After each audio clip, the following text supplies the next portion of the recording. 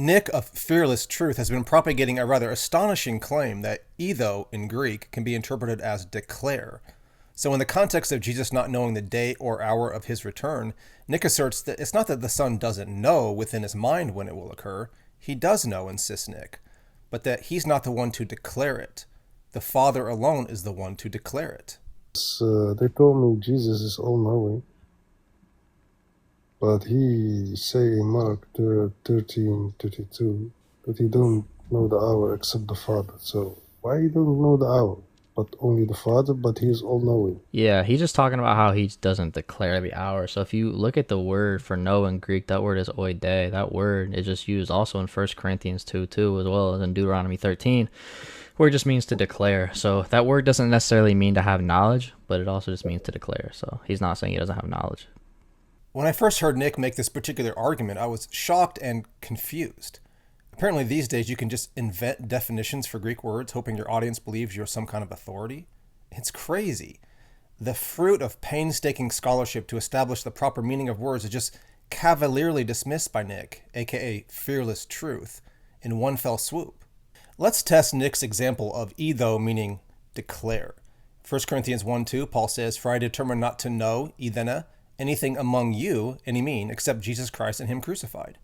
A more literal rendering, "For I determined not to have perceived, eidene, anything among you, any mean."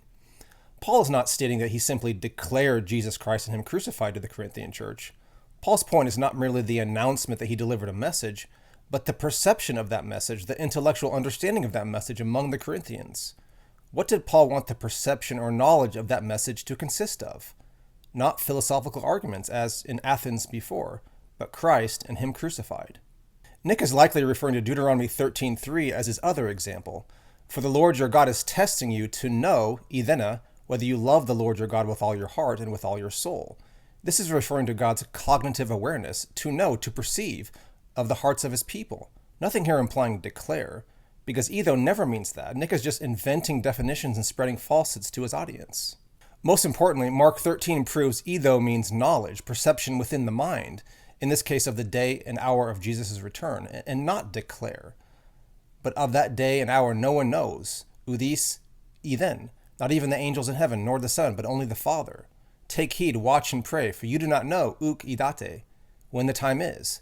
It is like a man going to a far country who has left his house and gave authority to his servants, and to each his work, and commanded the doorkeeper to watch. Watch, therefore, for you do not know, ouk idate, when the master of the house is coming, in the evening, at midnight, at the crowing of the rooster, or in the morning, lest coming suddenly he find you sleeping. And what I say to you, I say to all, watch. The emphasis here is undoubtedly the knowledge of the timing of Christ's return, not simply who can declare it. The Son didn't know it, the angels didn't know it, the disciples didn't know it, but they were implored to watch and be ready for its timing. But he say clearly, I don't know the hour except the Father. And what was my answer to that just now?